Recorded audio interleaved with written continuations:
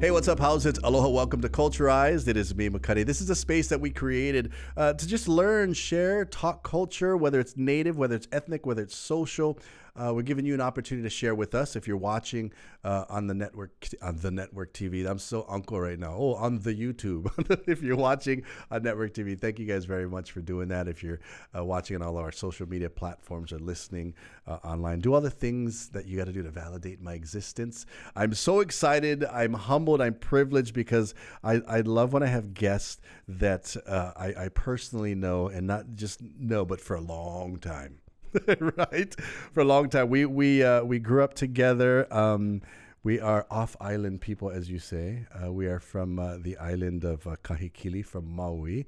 And I'm excited for you to be here. Leslie Iaukea, how are you? Good. I'm so excited you're here. We haven't seen each other. Well, we ran into each other at the Hui paddleboard race, but we didn't see each other prior to that because you were getting your PhD. Yes. In what? In geospatial science. Tell somebody that doesn't have a PhD what is geospatial science. But actually, let's do this first. Let's do this. We just talked about Maui. What high school you went? We got to do other local things. Oh, right. That's an important question. Right. So Baldwin High School. Class of 89. That was my rival, right? That was my rival. Baldwin High School, and grew up where on Maui? Makawao. What was it like growing up on Maui? Because you're here now, right? And we always have these conversations. We've been here about the same time. 30, yes. On Oahu, what, 30 years? Since we were 18. Yeah. Oh, so 5 years 10 ago. 10 years. Yeah. Growing up, and is it now, if you're in Makawao, you don't go to Baldwin now. Isn't there another high school? There's a few other high schools up there. A few? Yeah. There's a Kamehameha school. That's right. Yeah. Anyway, Makawao, all the way to Baldwin. Yes. Was there, even within Makawao, so if you're joining us and you've been to the island of Maui, you haven't been to the island of Maui, Makawao sits on the slopes of I would say, in the valley of Haleakala. And Baldwin is what? How long did that take you to go to school? What, half an hour? Speed racer. Down the hill. So mom's here. That's who we're talking to. Well, I shouldn't even look, right? Right? No, you get. We the studio audience. We got the studio audience for about 1,000 people. So, right? So from Makawao, did you see a difference? Because sometimes we know there's a difference with upcountry, as we call it, and in Wailuku. Did you see a difference in growing up in Makawao and being at school in Wailuku? Yeah, sure. Well, I mean, if you're from the country, it's a different vibe and way of living, different culture. Isn't that weird? It is. It's nice, though. Wailuku was like so town. Right. Yeah, us. Right. That was our city. Born and raised Makawao, Maui. Yeah. Growing up, what was it like? So ethnicities, cultural backgrounds, traditional backgrounds, what was prevalent in the family, and what was it like growing up in Makawao? Oh, wow. From a cultural and traditional standpoint. Wow. Well, let's see. My father is Hawaiian, Chinese, and my mother is Bermudan and Pakeha. So she's from Aotearoa. Nice. And she was the one that was the ku'e in the family. Okay, see, I was just going to, as soon as you say female, Aotearoa, you know who is the stronger one. Right. Enough said. Was it now? Did you have what kind of cultures were prevalent in the household? So it was Hawaiian and then Maori. Nice, and which is, if you go traditionally, you're like, correct me if I'm wrong. Is there theories and people watching? A lot of times people say, no, the Maoris came from Hawaii. Oh, no, we came, vice versa. What in your Ike, what do you think? The philosophies of where we've come from? Well, I think if we follow the Austronesian pathway, it okay. does give us answers, but we can actually go further back. And then that's where Mana'o goes all over the place. Right. If you're sitting with us, this is Culturized. I'm sitting with my very dear friend, Leslie Iaukea. We're going to be talking culture. She's a walking encyclopedia. That's why I brought her here. So there's so many things. We were talking about it. I don't even know what to talk to you about because your Ike is just all over and it's profound. So if you want to learn some things, we're going to get right into it because I like to have friends that have PhDs right here on Culturized. bringing you what matters. Viewers can receive the Star Advertiser digital full access subscription for just $9.95 per month. Go to staradvertiser.com and click on subscribe. Use the code AHAITHING. For all your money needs, Hawaiian Financial Federal Credit Union is here for you. Visit HIFICU.com. Hey, what's going on? Welcome back to Culture Rise. It is me, Makani. We are sitting with my dear friend. Our Maui folks are here. We're finally representing Kamehameha schools, man, on this podcast. Winning so far. We had somebody from McKinley earlier. Baldwin. I think you're my first Baldwin high school. Awesome. No, yeah. Really?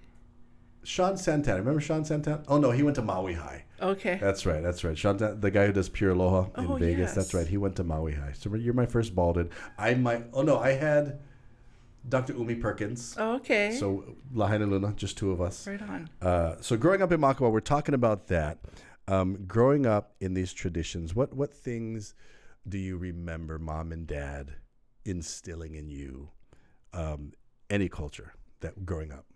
Right. So we were always in the ocean. It was always about the water. But then it was always about hula and going to practice with our halau. And then it was always about swim practice and paddling canoe and sailing, and they kept us busy. Let me ask, did you like it? Remember back, because there were times, you know what I mean? I don't think I knew any better. Okay, that's a good answer. Until I got to high school. That's a good answer. Growing up, going to Baldwin, what is one of the first things you pili'd to? What is the first things that you connected to culturally, whether it was Hawaiian, whether it was Maori, what was it? Yeah, I would think Hawaiian. And within that, what was? So was it the water? Was it surfing? Was it hula? What was the first thing you pili'd to? It is the water. You know, we had our grandparents in the same household. And so for all of us, it was about the ocean. And what can be done down at the ocean for practices and traditions, but also how to swim and paddle and just be ma'a in the water. I think it's the coolest thing because if some of you know, living in Makawao, upcountry, but you were very water-based kanaka. Right. Which is you think about it, a lot of times people are like, oh, you from the Kuahivis or you from the Kahakai, right? But you guys were both. What was it about the ocean that you loved most? The peace that I felt. Really? And I think over time it's changed, though. As I got older, or I'm getting older, it's about kanaloa. It's about going back to, voyaging stories and mo'olelo. Growing up, we knew of these things. Right. At what age did you really, we're talking about an age now as we get older, where did you realize, or not see the ocean differently, but now see Kanaloa rather than, we're just going to the ocean? Was that after high school, into college? When did you start seeing it that way? Through the eyes of, it sounds weird, but seeing it through the eyes of a Kanaka, right? Because growing up, we just knew that's what we did. When did you start seeing it that way? I think after high school, when I became a crew member on Hokulea and having practices overnight between the island chain, and understanding that there's mo'olelo in the star lines, the wind patterns, the rising and setting sun, and hearing from the navigator what they're looking at.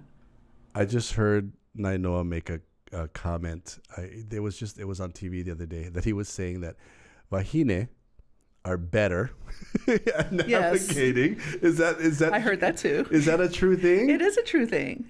Well, in your mana'o, why do you think so?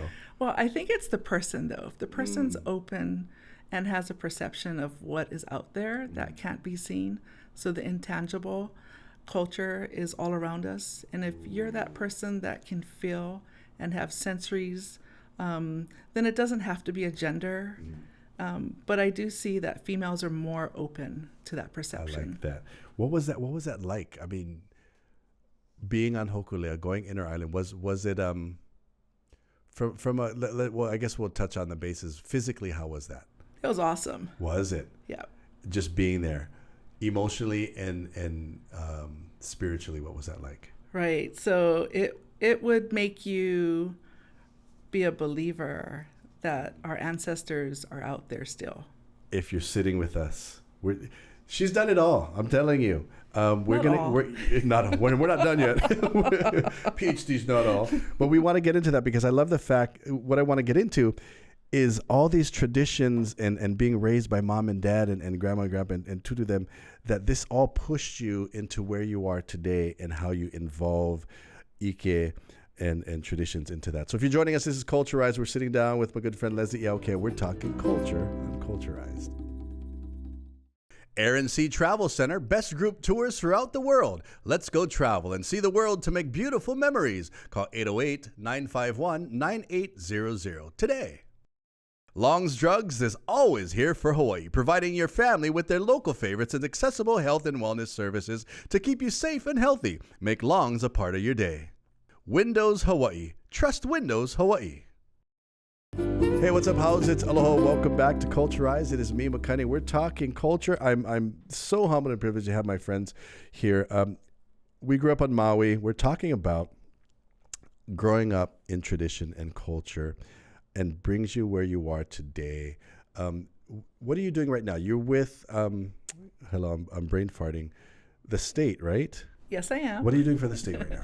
I'm the Oahu Island Burial Site Specialist for the State Historic Preservation Division under DLNR. Okay, really quick, I just thought of this because you just asked me that. I just had a text last week. Is maybe a question you can answer or not. Actually, I had a couple of texts. I don't know why people text me. They say, hey, we were doing some excavations at our house, we were doing this, and we found some bones. Yes. Besides calling the police first, do they call? How does that work? Right. So they should call the police, and then the police will call us. Ah, okay. And what happens is we go through our archaeology division, and an archaeologist will go out to the scene, and we'll see if it's really a human iwi kupuna, or it could be an animal. If it is iwi kupuna, then if it's older than 50 or plus years of age, and if it is, then that would be our jurisdiction, and then they would give it to our division. And so I or the other one, the other bear site specialist, would go out to the scene and take over. And that was just heavy for me, just because I just pictured going out to a scene where you find iwi kupuna. If you can't share with us, what do you do to prepare yourself? Because there's a lot of people that don't even report it, but they'll find iwi somewhere. Maybe they don't know what it is. For you, what do you do to prepare yourself for that? Like knowing, you know what I mean? Are there protocols that you do, or can you even share those? I mean, how do you prepare yourself? You know, I think it's who I am. It's my epistemology. It's growing up in the 70s and being a keiki in the PKO and having my aunties and uncles protect iwi kupuna at Honokahua. So it's in my DNA.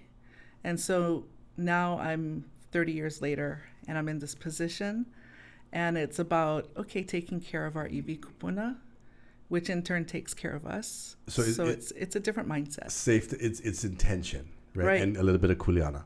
Oh, a whole lot of kuleana. I just tripped out when we were talking about it. You said you're with. I was like, wow. And then it was strange because people call me and what do you do? I was like, I don't know what you do. I'll call my friend, right? Right. And there's so much construction going on today. How busy are you guys with that? So we're really busy. So there's two really big ways that we come across iwi kupuna, and that would be development, or we could say overdevelopment. And then the other way is shoreline erosion. So we see them coming up in the embankments off of the shoreline. Really? So they're traditionally they would bury kupuna at beaches or kakais or just sure. It's just really sure. So I want to talk about that a little too, and if we can. A lot of times, people, we always hear when we grow up, burial sites, and they bury them there. So for those that may not understand, ali'i or chiefly lines, is it? You always hear they never said where they were buried. Right. Is that true? That's true. Okay. But other things I've heard, sometimes they bury, if it's ohana, they bury them in their ili, in their kuleana. Right. Really? Was there? I had a friend, speaking of Aotearoa in New Zealand, they're bringing back I guess for lack of a better word, their undertaking of traditional burials. What did we have like a traditional, like what are the things we did when somebody would would pass away? Were there traditions that we did? It's a good question. I think it's not like the Maoris, right, where they have this whole process for a week long. For Hawaiians, though, it was different per family, per ahupua'a, traditions in the way that they kanu the iwi kupuna. So how'd you get into this? Where, of course, obviously, kuleana. It's that was your kuleana from even before you knew it, and like you said, it's amazing that you're in it now. But did you choose to take this position, or it was like, hoilona, hello, this is what you're doing? What was it? Yeah, a little of both. I was in my grad school years, and my chair was the head of the Historic Preservation certificate program. And so he took me all over to care for iwi kupuna. So in Kalaupapa, Kaho'olawe, and so forth. And so it became a part of, wow, I could really do this job, both culturally and understanding the laws to navigate through. If you're joining us, we're talking with Leslie Iaukea, what she's doing now, but you got a lot of things going on too. I want to talk a little bit more about Ike Hawaii and taking traditional thought and knowledge into a contemporary space. If you're joining us, that's what we do right here in Culturized. At Aloha Kia, you know a guy. Visit them at any of their 7 dealerships statewide. Purchase a brand new Kia using Aloha Kia Express. Learn more at alohakia.com. Hey, what's up? How's it? Aloha. Welcome back to Culturized. We are talking with my good friend Leslie Iaukea. I'm getting greedy right now because all these questions are for me. So if you guys are eavesdropping, hey, hopefully you're learning something. We're talking about iwi kupuna. We just talked about iwi kupuna, but I want to talk about also you're a huge supporter and kako of Ike Hawaii, or traditional thoughts and traditional knowledge. And a lot of times, here's a question I always ask, and I want to ask it to you too. Do you think, in your manao, when did we stop moving forward? Because a lot of times people, yes, we look at traditions and we look at Ike Kupuna, but we still have to move forward. Are you a supporter of taking traditional knowledge and moving forward as well? Absolutely. Because I use this analogy. It's always funny because I always think, because if we went kawakahiko, if we went in the old days and I brought a power tool to the kalaiva'a, he'd be like, yeah, let me use it. Right. Because sometimes you have people that, and I always say this, yes, you need to know the process of what they did traditionally, but we can still move forward. How do you apply that in things that you're doing now? Because was it a grant that you guys just got? Yes. How do you take this traditional knowledge and contemporize it? Did I just make up a word? Contemporize? Did I just make up a word? How do you do that? Because a lot of copyright people that. Copyright, contemporize. How do you take Ike Hawaii, traditional knowledge and thought, and move it forward and continue to move it forward? Right. So that's a good question. And so I took an interdisciplinary route in my studies. And it was taking from here and there to create something that I envisioned for myself to do after my degree. And so basically it's taking Indigenous knowledge and converging it with modern science. So instead of having modern science and then seeing where it connects to Indigenous knowledge or Ike Hawaii, or however you want to say it, how about we start with Ike Hawaii first, because that is science. And then we see how we can converge into modern science and research projects that could then change the dialogue, change possibly solutions, and we'll have a different conversation at the table. But to do that, we need to be there. I see. I like that because I'm thinking about it now. It's kind of like what where I work at the Healing Center. And I always hear kupuna say we have to think Kanaka first, and then think what the Western world does. Right. We kind of do it the other way around. Is that kind of the concept of that's how we should be, right? That's exactly it. What are things that we can use Indigenous thinking for? I mean, we talk weather, right? Anything and everything. What are things that you think we can use that indigenous thought for? That would, we have all the answers, right? Weather-wise, how can we use indigenous knowledge? Oh, that's an awesome question. Do I keep saying that? Because these questions, I want to ask you questions now. No, you're just making me feel good. Good job, Makani. We can tell weather possibly 5 days before it happens. We can forecast and predict what will happen the next day to up to 8 days. A really good navigator can predict up to 8 days. So I'm not there, but I can, you can predict based on a pattern in understanding the star lines, the moon phases, the rising and setting sun, what time of year it is, what are those relational patterns that then can relate back to a tangible object, which can be the weather. So you can understand weather, and then when you finally do that, you can understand the disturbance in weather and why things are happening today. Isn't it crazy? I remember growing up, my grandfather would always, he would know when the wet season was, the dry season was. Yeah. And now, I remember right before he passed, he was like, now you can't even tell. Right? We're talking about indigenous knowledge, using it for things today, just flipping the script and going back to how we thought first. What we're going to do right now, if you're watching on network, we're going to go to an extended version because I'm going to sit with her a little while more. The extended version on YouTube. But before that, thank you so much for hanging out with me. Thank you for making time. Mahalo for that. All these goodies are for you. We got a goodie bag. I got to thank my good friends at Island Craft Fairs and all of their vendors, which if you want to know who they are, check them out at the right at the end of this episode. So again, Leslie, mahalo, mahalo. Mahalo, Mom, for hanging out. Mahalo, Makani the cat, for being here as well. We are going to talk more culture on our YouTube extended version right here on Culture Eyes.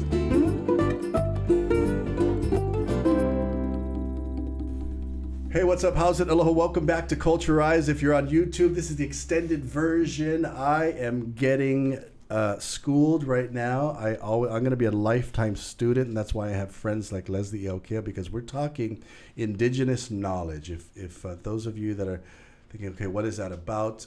Not just, and I like that you said, not just a specific ethnicity, but any native knowledge. I always say that any native culture, their knowledge of things, they have all the answers for what we're trying to figure out today. Right. When we talk weather, are there other things that indigenous knowledge we can put into, whether it's weather? I don't know. What other things can we use indigenous knowledge for? Oh, it sounds like a weird question, but no, not at all. For everything, understanding the way weather works is also understanding the way our ancestors saw the world, and so it's a different worldview. And it's not the worldview that we see today as a Hawaiian. So it is different. So going back in time to understand that they had actual descriptions of weather and what pathway it's going and how to help out when there's floods or when there's natural disasters or disturbances. And so we can learn from that, possibly not to be the answer, but to help with formulating an answer. I see. I think that's what we've the problem today is in my mana'o is that we always think just somebody has the just one. That's the answer, instead of looking at all the ahe paukaike, right? Not all knowledge comes from one school, but of course we're biased. We say, well, it kind of does. It comes from our school. It kind of does from our school. So here's something I think about all the time. Speaking of weather, we have all these weather phenomenons happening. We have all the, the global warming and all this. What do you think in your mana'o? How do you think Hawaiians would view this?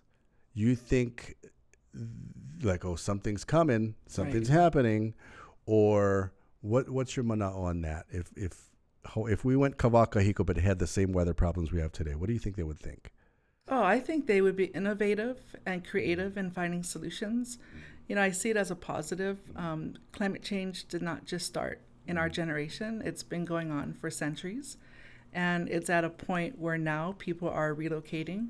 But our ancestors went through floods where the entire village had to move, or they had to sail to another island. So they knew ways of resilience. And ways of living and ways of taking their culture with them, more than possibly we do today. And that's something we can learn from. That's interesting, because I always think that, like, well, what would they do? Right. What would they? I would say, what would your kupuna do? With it, everything that you've been, because you've gosh, iwi kupuna, right? Indigenous knowledge in weather patterns and whatnot. What else have you? Because you just did. What was the last presentation you did? Like that was on Wednesday. Really? Of this week. What was it about? And it was on Zoom in Puerto Rico. They just had a natural disaster and flooding, and so I also consult with countries and island nations on sea level rise and flooding, and so I was part of a panel talking about what we will be doing to help them. No way. So what kind of things is that's recent? What kind of things? And obviously, you're instilling indigenous knowledge to them. Right. Do you find that they also are thinking that way? Absolutely. Really? What kinds of things are they thinking of? It's all different, right? So we all have different traditions and knowledge, but they also have their ancestors that left things behind in language and mele and oli and mo'olelo. So we get together. They can use what they don't have from us, and they can probably incorporate it into one of their traditions for today. I love the fact that it's exactly that. That's what culture is all about. It's like, hey, we're going to go call this Kanaka from Hawaii. Yeah, we're in Puerto Rico, but were there other native cultures there as well on this panel? Sure. Native Americans were there. Really? So there were 3. And they're actually the group that I work with for the last decade. That is crazy wealth of knowledge. And so it was just, you guys were there to talk about what you can do and what you need to do because Puerto Rico went through this thing. What are things what did you present, or what did you guys come up with at this presentation and talk story? Well, there's a lot to discuss when there's flooding. So what is the palena? What are they looking at? What are they going to miss if they have to relocate? What do they bring with them? There's a lot to discuss, though. And so basically it's about putting together a management plan. So in today's terms, a management plan. Right. But it comes with culture, its impact. The impact is culture, and it's how do we move from A to B with everything intact. Wow. So it's, again, flipping that script and saying, look at our indigenous, what would our people do? And it's funny because I always use that term when I work with some of my clients at the Healing Center in drug addiction. I always say, it may sound easy, but it may sound, what would your kupuna do if they had this pilikia, right? So it's as simple as looking back. Before we wrap this up, I want to, your manao, if you can share with anybody that's here now, is if they want to look at indigenous knowledge. I've had a couple people tell me that, no, we don't think like our kupuna anymore, so we have to move forward. That part I get, but it was almost as though they kind of dispelled the whole. So if somebody wants to look at indigenous knowledge but doesn't really know where to go or what to do, what would be the simplest way in your manao to get them to reconnect? Yeah, I think it's with yourself. So understanding your genealogy, but also cosmology. Yeah, and discussing things with your elders. They have the answers, and get to them before they go on. I like that. Yourself, figure out who you are, figure out who your kupuna are. Kavama mo kavaka hiko, right? Right. Thank you so much for making time. I gotta have to bring you back because all the things that you do. I remember we were talking about, it's like, I don't even know what I'm going to talk to you about because there's so many things that have to do with Iki Hawaii, indigenous knowledge, and the way you grew up and all these things. To where you are now, you just got your PhD. Before we let you go, just to let people, what are the biggest things growing up that mom, dad, and grandparents taught you, that instilled with you, that motivated you to get your PhD? I mean, even this is going to be on later. Kanaka with PhDs, a lot of people say it's an amazing thing, but I'm thinking, no, PhD is, we had millions of them back in the day, right? But you're changing. What motivated you? What things that dad and mom and grandparents taught you that motivated you to get your PhD? I think it's just hearing the mo'olelo from our past and understanding that our ancestors were so ahead of their time, even our time today. And so it's in our DNA for us to be like this. And today we now have PhD degrees or master's degrees or because it's even difficult. undergrad degrees. It's difficult to get a PhD. It is. It's amazing. So motivate you guys. Look, we have a wahine, Kanaka wahine sitting here with her PhD and in so many aspects of Namea Hawaii. So thank you for sharing. Before we go, share with us this whole concept right here in front of you, because this is a cultured show. We did it off camera, and she brought a ho'okupu, or a gift. Explain to those why this happens. Why do we do things like this when we go somewhere? You know, I'm in your space. I'm in your home. I'm here to help conversation or whatever you would like me to do, or just kuka. And I want to honor that space by giving you a ho'okupu, and one that can be used for traditional practices if you so shall ask for it.